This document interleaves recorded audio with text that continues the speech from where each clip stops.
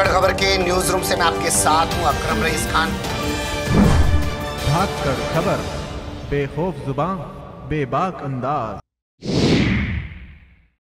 धाकड़ खबर के news room से मैं आपके साथ हूं अकरम रईस खान। उत्तर प्रदेश में जो जंगल राज चल रहा है उसको लेकर धाकड़ बुलेटिन आपके सामने हाजिर हूं। इसमें पूरी 10 खबरें, वो खबरें आपके सामने रखूंगा जो आपको कहीं मिल नहीं पाएंगी, ढूंढ नहीं पाएंगे। होना ये चाहिए, जो मेन स्ट्रीम मीडिया है, जो मुख्य धारा का मीडिया है, उसको इन खबरों को इस तरीके से जोड़ के आपके सामने दिखाना चाहिए कि जहां बात की गई थी कानून व्यवस्था की, उस उत्तर प्रदेश में आज क्या है। लेकिन वो नहीं दिखाएंगे क्योंकि अब उनके वर्ग विशेष की सरकार बैठी है, तो इसलिए वो जंगल राज का नाम भी नहीं लेंगे। जंगल राज का नाम हम लेने की जरूरत कर सकते हैं, हिम्मत कर सकते हैं, वो तब कर सकते हैं ऐसा जब अखिलेश यादव यानी कि किसी पिछड़े की सरकार होगी, जब मायावती यानी कि किसी बहुजन समाज पार्टी की सरकार होगी, तब वो इतनी जरूरत कर सकते हैं क्योंकि वो पिछड़ों और शोषितों पर ही उर्रा सकता है ये भोंपू मीडिया। इस भोंपू मीडिया का एक चरित्र बन गया। खैर, हम चलते हैं अपने बुलेटिन की तरफ। तो बुलेटिन में पहली खबर हमारे पास आ रही है लखनऊ से। राज्यपाल राम नाईक से मुलाकात की है समाजवादी पार्टी के एक प्रतिनिधिमंडल ने, जो नरेश उत्तम हैं उनके प्रदेश अध्यक्ष, उनके नेतृत्व में, और कहा है कि प्रदेश की जो कानून व्यवस्था बिगड़ती जा रही है, सरकार हर मोर्चे पर फेल साबित हो रही है, महिलाएं सुरक्षित नहीं है, व्यापारी सुरक्षित नहीं है, मजदूरों और तमाम किसानों के लिए भी कुछ अच्छा नहीं हो रहा है, लोग बेहाल हैं, परेशान हैं। इसलिए इस सरकार को बर्खास्त करके राष्ट्रपति शासन लगा दिया जाए। ठीक है साहब, आपने डिमांड कर दी, लेकिन राष्ट्रपति शासन लगा देंगे जिस पार्टी के पास 312 प्लस 324 विधायकों की सरकार चला रही हो, प्रचंड बहुमत की सरकार चली, जिनकी केंद्र में सरकार बैठी हो, जिनको उत्तर प्रदेश से 71 MP मिले हों। हालांकि अब 3 उनके हाथ से जा चुके हैं। हम चलते हैं खैर खबर नंबर 2 की तरफ।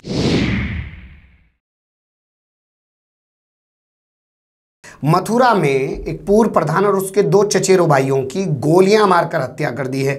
एक ही रात में तीनों हत्याओं की वारदातों को अंजाम दिया गया। अब देखिए, एक ही जिले में, एक ही गांव के अंदर 3-3 लोगों की हत्याएं हो रही है। ये है कानून का राज। इसलिए हम कहते हैं जंगल राज पे बात होना ज़रूरी है उत्तर प्रदेश के। ये वारदात पूरी हुई है मथुरा में और अभी तक पुलिस के हाथ खाली हैं। पुलिस इसमें कुछ भी नहीं कर पाई है। तीनों की गोली मारकर हत्या की गई है। राया थाना क्षेत्र के एक गांव में ये पूरी वारदात को अंजाम दिया गया है। भराव गांव पड़ता है। भराव गांव में पूरी वारदात को अंजाम दिया गया है। तीनों की गोली मारकर निर्मम हत्या की गई है। पूर्व प्रधान का नाम सत्यप्रकाश, करीब उम्र 70 साल, सुंदरलाल जो उनके चचेरे भाई है उम्र करीब 50 साल, और वैभव सिंह उनके चचेरे भाई उम्र करीब 60 साल। तीनों की हत्या की गई एक ही रात में। लेकिन थानेदार भी वहीं बैठा है, चौकी इंचार्ज भी वहीं बैठा है, कोई सस्पेंड नहीं है, कोई कार्रवाई नहीं हुई है। 3-3 मर्डर हो जाते थे एक ज़माने में तो पता चला पूरा थाना ही सस्पेंड कर दिया या ज़िले से SP को हटा दिया, लेकिन अब कुछ नहीं हो रहा है। खैर, हम लोग इसी सिलसिले में चलते हैं गाज़ियाबाद। दूसरी खबर के हिस्से में गाज़ियाबाद के विजयनगर इलाके में हर्ष नाम का एक 23 साल का लड़का, उसकी गोली मारकर हत्या कर दी गई। वो अलीगढ़ का रहने वाला था, अपने जीजा के पास आया हुआ था काम की तलाश में, ताकि उसे दिल्ली NCR के अंदर काम मिल जाए। लेकिन सैलून पर किसी बात को लेकर विवाद हुआ। बदमाशों में कोई खौफ नहीं है, कोई खौफ नहीं है कानून व्यवस्था का, चौपट है कानून व्यवस्था, और उसकी गोली मारकर हत्या कर दी गई। दूसरी घटना भी हमारे पास गाज़ियाबाद से है। गाज़ियाबाद का एक भाटिया चौक है।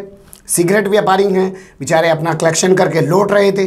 गन पॉइंट पे बदमाशों ने भाटिया चौक पे रोक लिया, जो बड़ा मशहूर और भीड़ भाड़ वाला चौक है, और रोकने के बाद उनसे लाखों रुपए लूटकर बदमाश आसानी से फरार हो गए और बदमाशों का पुलिस अभी तक कोई सुराग नहीं लगा पाई है। ये है जंगल राज। चलते हैं खबर नंबर 3 की तरफ, जो हमारे पास आ रही है हाथरस से। हाथरस का एक इलाका है, हसायन थाना क्षेत्र है, उसमें किसान की गला काटकर हत्या कर दी गई है। घटना के समय वो अपने घर के बाहर सोए हुए थे। पुलिस अभी तक बदमाशों का कोई सुराग नहीं लगा पाई है। पुलिस को ये भी नहीं पता चल रहा है कि किसान कमलेश सिंह की हत्या किसने की है। खैर, हम लोग चलते हैं खबर नंबर 3 की तरफ। हर ट्रॉली पर 3000 रुपए की रिश्वत लेंगे, नहीं तो तुम्हारा गेहूं सरकारी जो खरीद केंद्र बना हुआ है इस पर नहीं खरीदा जाएगा। जब इस तरीके की बात किसानों के सामने आई तो नाराज किसानों ने हंगामा शुरू कर दिया, प्रदर्शन शुरू कर दिया। गेहूं खरीद केंद्र पर बैठे हुए सरकारी अधिकारी कर्मचारियों ने पुलिस बुला ली। पुलिस ने आके किसानों पर लाठी बजा दी। ये हाल है उत्तर प्रदेश के बांदा में। योगी राज में ये सब हो रहा है। किसानों से 3000 रुपये ट्रॉली चंदा मांगा जा रहा, रिश्वत मांगी जा रही थी, जो अपना गेहूं सरकारी खरीद केंद्र पर बेचने आए थे। खैर, हम लोग चलते हैं खबर नंबर 4 की तरफ। खबर नंबर 4 हमारे पास आ रही है मेरठ से। मेरठ में एक भाजपा के नेता हैं साहब, अपना जन्मदिन मना रहे थे। जन्मदिन मनाते हुए स्टेज लगाया हुआ था, सब कुछ हुआ था। नेताजी का नाम है कमल दत्त। इनके किस्से आपको आगे और बताऊंगा। तो इनके मंच पर एक साहब चढ़ गए, इन्हीं की पार्टी के कार्यकर्ता होंगे, तमाम लोग होंगे। वीडियो वायरल हो रहा है और दाएं दाएं गोली चला दी है। देखिएगा, क्या वो हथियार से, अपने सरकार लाइसेंसी हथियार से गोली चला रहा था, क्या अवैध हथियार से गोली चला रहा था? अगर अवैध हथियार से गोली चला रहा था तो उसके पास आया कैसे? और भाजपा नेता जो पार्टी शासन कर रही है, उसके नेता की जन्मदिन की पार्टी में ऐसे गोली चलाने वाला आया कौन? पुलिस अभी तक सुराग नहीं लगा पाई है। क्या कह रही है वो भी बता देता हूँ। बड़ा दिलचस्प पहलू है पुलिस का। कह रही है सब तस्वीरें धुंधली हैं, वीडियो में तस्वीरें धुंधली हैं, क्लियर नहीं दिखाई दे रहा है, इसलिए हम कुछ कर नहीं पा रहे हैं, हम पता नहीं लगा पा रहे हैं। देख लीजिएगा अंदाज, ये है योगी जी की पुलिस। इसे कहते हैं जंगल राज। के वीडियो वायरल हो रहा है और वो पकड़ नहीं पा रहे हैं। इससे पहले के मामले अगर इन महाराज के बताएं, जो ये नेताजी हैं इनका, कमल दत्त का, तो इन्होंने एक महिला को पीटा था, वो एक वीडियो इनका वायरल हुआ था। पुलिस को हड़काया था, वो वीडियो वायरल हुआ था। कभी कोई एक्शन हुआ नहीं है, इसलिए बेलगाम है। हम लोग भी चलते हैं आगे खबर नंबर 5 की तरफ। योगी सरकार के कैबिनेट मंत्री हैं ओम प्रकाश राजभर और भारतीय सोहेलदेव पार्टी के राष्ट्रीय अध्यक्ष हैं, जो अपनी बेबाकी के लिए, स्पष्टवादिता के लिए जाने जाते हैं और सरकार को हर मोर्चे पर क्रिटिसाइज करते रहते हैं, उसकी आलोचना करते रहते हैं। उनके बारे में क्या बोला है साहब? बलिया के बेरिया से जो हैं सुरेंद्र सिंह, जाति से ठाकुर हैं, और वही कुलदीप सिंह सेंगर पर जब मामला दर्ज हुआ था, उसके बाद जब उनसे पूछा गया कि क्या मामला है बलात्कार का, तो उन्होंने कहा अरे कोई शादीशुदा का बलात्कार करता है क्या? खैर, तो यहाँ इन्होंने ओम प्रकाश राजभर के बारे में कहा है कि ओम प्रकाश राजभर जो हैं वो एक कुत्ता है। क्यों कहा है ऐसा? वो इसलिए कहा है कि ओम प्रकाश राजभर ने हाल ही में समाजवादी पार्टी के बड़े नेता और पूर्व मंत्री शिवपाल सिंह यादव से मुलाकात की। उसके बाद इनके बोल बिगड़ गए सुरेंद्र सिंह के। हम लोग चलते हैं खबर नंबर 6 की तरफ। उन्नाव मामले में, उन्नाव मामला कौन सा? वही कुलदीप सिंह सेंगर के भी मैं बात कर रहा था, जिसमें लड़की का रेप हुआ और विरोध करने पर उसके पिता की हत्या कर दी गई पीट पीट कर। उस मामले में विधायक का भाई, विधायक के गुर्गे, एक थानेदार, चौकी इंचार्ज, 10 लोग करीब जेल में फिलहाल हैं। मामले की जांच सीबीआई कर रही है। सीबीआई ने अब 1.5 महीने बाद जाके जो विधायक के भाई अतुल सिंह, जिसका नाम जयदीप सिंह भी बताया जाता है, अतुल सिंह उर्फ जयदीप सिंह, उसकी काले रंग की फॉर्च्यूनर कार को सीज किया है 1.5 महीने बाद। ये देख लीजिएगा क्या जांच कर रही है सीबीआई।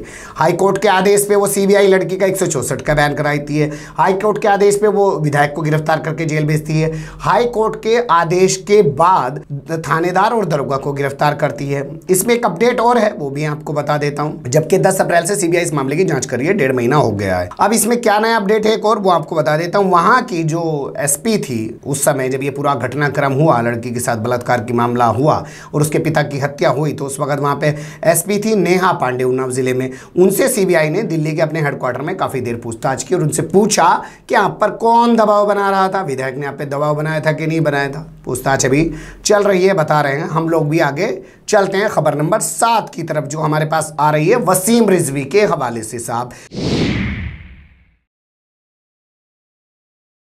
वसीम रिजवी का नाम आते ही आप लोग समझ गए होंगे, शिया वक्फ बोर्ड के चेयरमैन है उत्तर प्रदेश से। आए दिन अपने बेतुके बयानों के लिए जाने जाते हैं, तरह तरह के बयानों के दिए जाने जाते हैं। उनके खिलाफ 15-17 एफआईआर दर्ज हैं कि उन्होंने वक्फ बोर्ड की संपत्तियों को करोड़ों खरबों का नुकसान पहुंचाया है, लेकिन उसमें कोई जांच नहीं हो रही। क्यों नहीं हो रही है? क्योंकि जब से सत्ता परिवर्तन हुआ है तब से वो योगी जी के, बीजेपी के, मोदी जी के गुणगान करने में लगे हुए हैं, तरह तरह की बात कर रहे हैं, मुसलमानों के खिलाफ तरह तरह के बयान देते हैं, तो वो छत्र छाया में जी रहे। अब क्या अपडेट है? नया अपडेट ये है कि अब साहब उनको Y+ सिक्योरिटी दी गई है, जो सुधीर चौधरी को भी मिली। सुधीर चौधरी कौन है? जी न्यूज़ के संपादक महोदय, जो तिहाड़ जेल से 100 करोड़ रुपए की रिश्वत मांगने के मामले में बाहर आए और घूम रहे हैं Y+ सिक्योरिटी में। तो Y+ सिक्योरिटी मिल गई है, चलिए बेहतर है। इनको जान से मारने की धमकियां भी मिल रही थी वसीम रिजवी को, इनको सिक्योरिटी मिल गई है। लेकिन अब ये और ज़्यादा अपनी, क्योंकि कुछ मिला है तो उसके बदले कुछ करने की कोशिश भी करेंगे, वो भी हम आपके सामने लाते रहेंगे। खैर, हम लोग चलते हैं खबर नंबर 8 की तरफ। यूपी के स्कूलों में अब बाबा गोरखनाथ के बारे में पढ़ाया जाएगा, गोरखधाम पीठ के बारे में पढ़ाया जाएगा। गोरखधाम पीठ क्या है वो आपको बता देता हूँ। गोरखपुर के अंदर गोरखधाम पीठ है पूरा ये, जिसके फिलहाल महंत आदित्यनाथ योगी हैं, इसलिए उत्तर प्रदेश में उनको कोई सर वगैरह सर नहीं बुलाता, महाराज जी के नाम से उनको बुलाता है। और पत्रकार भी, एएनआई के पत्रकार का हमने आपको दिखाया था फोटो कि वो भी छू रहे हैं क्योंकि वो उस गेरुआ वस्त्र के अंदर घूम रहे हैं। तो वहाँ अब स्कूलों में ये पढ़ाया जाएगा कि गोरखनाथ पीठ क्या है, गोरखनाथ बाबा कौन थे। आगे चलते हैं, खबर नंबर 9 हमारे पास है। सरकारी इमारतों को तो खूब भगवा रंग रखा।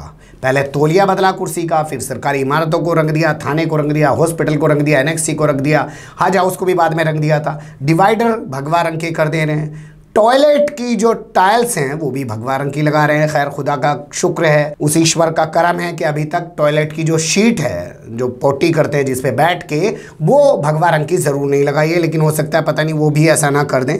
तो अब क्या नया मामला हुआ है? अब नया मामला ये हुआ है कि जो मुजफ्फरनगर और सहारनपुर हाईवे है उस पर जो टोल प्लाजा बना हुआ है, आप लोग देखिए, उसको भी भगवा रंग में रंग दिया गया है, यानी कि भगवाकरण रंग के जरिए चल रहा है। हम लोग भी चलते हैं खबर नंबर 10 की तरफ जो हमारे पास आ रही है इलाहाबाद से।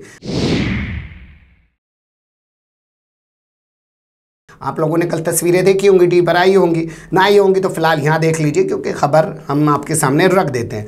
यूपी पीसीएस का एग्जाम चल रहा था। सुबह एक पर्चा होना था, शाम को एक पर्चा होना था। शाम का पर्चा सुबह को बांट दिया गया और फिर प्रेशर बनाया गया कि इसी पर्चे को करो। क्या था मामला बता देते हैं। सामान्य हिंदी का पर्चा सुबह होना था और निबंध वाला पर्चा शाम को होना था, लेकिन निबंध का पर्चा बांट दिया गया। और जब निबंध का पर्चा बांट दिया गया तो जो एग्जाम देने गए थे बच्चे, उन्होंने हंगामा किया कि ये क्या तरीका है, पहले आपने कहा था ये वाला पेपर होगा, अब आप शाम वाला पेपर पहले कैसे दे दो। तो उन पर दबाव बनाया गया कि चलो गलती से बट गया है, कोई बात नहीं, इसको कर लो। उन्होंने करने से मना किया तो और वो विरोध करते हुए प्रदर्शन आ गए तो उन पर लाठीचार्ज, आंसू गैस के गोले छोड़ दिए गए। ये हो रहा है जंगल राज। पेपर भी ढंग से नहीं करा पा रहे हैं और लफाजी जुमलेबाजी करने में कोई कमी नहीं है, वो आप देख ही रहे होंगे। हम लोग चलते हैं आगे फिलहाल। तो ये थी कुल मिला के 10 खबरें। आपको कैसी लगी कमेंट्स के रूप में आप लोग अपनी राय दे सकते हैं। थोड़ा पसीने ज़्यादा आ रहे हैं, गर्मी ज़्यादा हो रही है, ठीक है। तो आप लोग अब कमेंट्स के रूप में अपनी राय दे सकते हैं, खबर को लाइक कर सकते हैं, चैनल को सब्सक्राइब कर सकते हैं और ज़्यादा से ज़्यादा हमारी खबरों को शेयर कर सकते हैं। ऐसे ही फिर किसी सुलगते हुए उलझते हुए मुद्दों को लेकर मैं आपके सामने हूँगा हाजिर। फिलहाल अभी मुझे दें इजाज़त।